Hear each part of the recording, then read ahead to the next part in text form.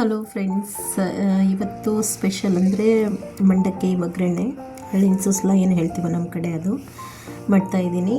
So ಮೊದಲಿಗೆ ಇಲ್ಲಿ ಹಳ್ಳು ಅಂದರೆ ಮಂಡಕ್ಕಿ ತೊಗೊಂಡು ಚೆನ್ನಾಗಿ ಕ್ಲೀನ್ ಮಾಡ್ಕೊಂಡ್ಬಿಟ್ಟು ನೀರು ಹಾಕಿ ಚೆನ್ನಾಗಿ ನೆನೆಸ್ಕೋಬೇಕು.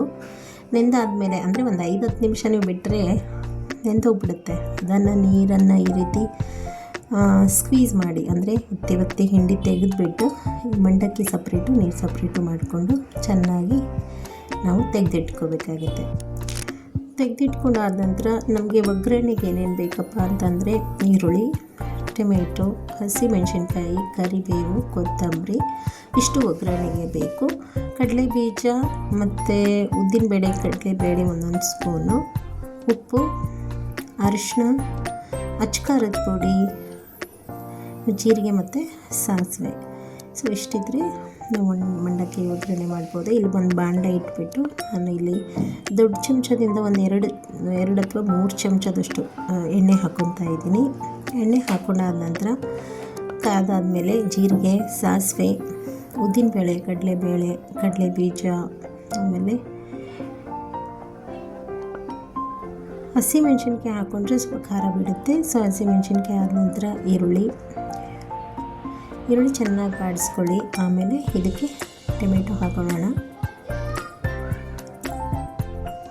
ಕರಿಬೇವು ಇದೆಯಲ್ಲ ಸ್ವಲ್ಪ ಕಟ್ ಮಾಡಿಬಿಟ್ಟು ಈ ಥರ ಕೈಯಿಂದನೂ ನೀವು ಇದು ಮಾಡಿಬಿಟ್ಟು ಹಾಕ್ಬೋದು.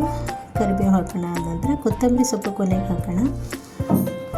ಸೊ ಚೆನ್ನಾಗಿ ಬಾಡಿಸ್ಕೊಂಡು ಆದಮೇಲೆ ಇದಕ್ಕೆ ಇವಾಗ 10 ಸ್ಪೂನಷ್ಟು ಅರಿಶಿನ, ರುಚಿಗೆ ತಕ್ಕಷ್ಟು ಉಪ್ಪು ಹಾಕ್ತಾಯಿದ್ದೀನಿ.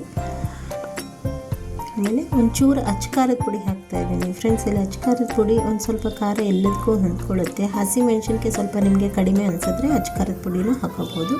ಇದು ಚೆನ್ನಾಗಿ ಬೇಯಿಸಬೇಕು. ನೋಡಿ ಈ ಥರ ಎಣ್ಣೆ ಬಿಟ್ಕೊಳ್ಳುತ್ತೆ. ಅಲ್ಲಿವರೆಗೂ ನೀಟಾಗಿ ಟೊಮೆಟೊ, ಈರುಳ್ಳಿ ಎಲ್ಲ ಚೆನ್ನಾಗಿ ಬಾಡಾದಮೇಲೆ ಇದಕ್ಕೆ ಮಂಡಕ್ಕಿ ನೆನೆಸಿಟ್ಕೊಂಡಿದ್ವಲ್ಲ ಅದು ಹಾಕಬೇಕು. ನಾನು ಅದು ಮಾಡಿದ ವೀಡಿಯೋ ಸ್ಕಿಪ್ ಆಗಿದೆ ಫ್ರೆಂಡ್ಸ್. ಸೊ ಚೆನ್ನಾಗಿ ಕಲಸಾದ್ಮೇಲೆ ಮೇಲೆ ಕೊತ್ತಂಬರಿ ಸೊಪ್ಪು ಹಾಕ್ಕೊಳ್ಳಿ. ಇದಕ್ಕೆ ಇನ್ನೊಂದು ಹಾಕ್ತೀವಿ ಹುರಿಗಡಲೆ ಪುಡಿ, ಅದು ಮಿಕ್ಸಿ ಮಾಡ್ಕೊಂಡ್ಬಿಟ್ಟು ಅದು ಸಹ ಹಾಕ್ತೀವಿ. ನಾನು ಸ್ವಲ್ಪನೇ ಅಂದರೆ ಸ್ವಲ್ಪ ಹಾಕ್ತೆ, ಯಾಕಂತಂದರೆ ಅದರ ಟೇಸ್ಟ್ ಬೇರೆ ಬಂದುಬಿಡುತ್ತೆ. ಸೊ ಕೊತ್ತಂಬರಿ ಸೊಪ್ಪು ಹಾಕಾದ್ಮೇಲೆ ಚೆನ್ನಾಗಿ ಕಲಿಸ್ಕೊಂಡು ಸ್ವಲ್ಪ ಬಿಸಿ ಮಾಡಿದ್ರೆ ಸೊ ಮಂಡಕ್ಕಿ ಒಗ್ಗರಣೆ ರೆಡಿಯಾಗಿದೆ. ಇದಕ್ಕೆ ನಾವು ನೆಂಚ್ಕೊಳ್ಳೋಕ್ಕೆ ತಿಳಿ ಮಜ್ಜಿಗೆ ಒಂದು ಮಸಾಲೆ ಮಾಡೋಣ.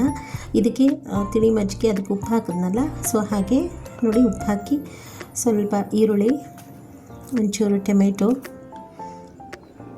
ಹಸಿಮೆಣಸಿನ್ಕಾಯಿ, ಕರಿಬೇವು, ಕೊತ್ತಂಬರಿ, ಸೊ ಒಂದು ಸ್ವಲ್ಪ ಉಪ್ಪಂತೂ ಮೊದಲೇ ಹಾಕಿದ್ದೆ ನಾನು. ಸೊ ಚೆನ್ನಾಗಿ ಕಲಿಸ್ಕೊಂಡ್ರೆ ತಿಳಿ ಮಜ್ಜಿಗೆ ಮಸಾಲೆ ರೆಡಿ ಆಯಿತು. ಇದಕ್ಕಂತೂ ಒಳ್ಳೆ ಕಾಂಬಿನೇಷನು. ನೀವು ಹಾಗೆ ಕೂಡ ತಿನ್ಬೋದು, ಒಂದು ಸ್ವಲ್ಪ ನಿಂಬೆಹಣ್ಣು ಹಾಕ್ಕೊಂಡ್ಬಿಟ್ಟು ತಿನ್ಬೋದು. ಬಟ್ ಮಂಡಕ್ಕಿಗೆ ನೋಡಿ ಹೀಗೆ ಸರ್ವ್ ಮಾಡ್ತಾಯಿದ್ದೀನಿ. ಈ ಮಂಡಕ್ಕಿ ಒಗ್ಗರಣೆಗೆ ಈ ತಿಳಿ ಮಜ್ಜಿಗೆ ಮಸಾಲೆ ಏನೋ ಹೇಳಿದ್ನಲ್ಲ ಅದು ತಿಂದ್ರಂತೂ ಒಳ್ಳೆ ಕಾಂಬಿನೇಷನು. ಹಾಗೇನೂ ತಿನ್ಬೋದು, ಬಟ್ ಇದಕ್ಕೆ ಈ ಒಳ್ಳೆ ಕಾಂಬಿನೇಷನ್ ಅಂತಂದರೆ ಇದು ತಿಳಿ ಮಜ್ಜಿಗೆ. ಇದ್ರ ಜೊತೆ ಒಂದು ಹಪ್ಪಳ ಇದ್ದರೆ ಆಹಾ ಸ್ವರ್ಗ ಸುಖ, ಅಷ್ಟೊಂದು ಟೇಸ್ಟಾಗಿರುತ್ತೆ. ಮನೇಲಿ ಮಾಡಿ ನೋಡಿ. ನಾನು ಇದ್ರ ಜೊತೆ ನೆಂಚ್ಕೊಳ್ಳೋಕ್ಕೆ ಉದ್ದಿನ ಹಪ್ಪಳ ಫ್ರೈ ಮಾಡಿದ್ದೆ. ಸೊ ಅದು ಸಹ ನಾನು ಸರ್ವ್ ಮಾಡ್ತಾಯಿದ್ದೀನಿ.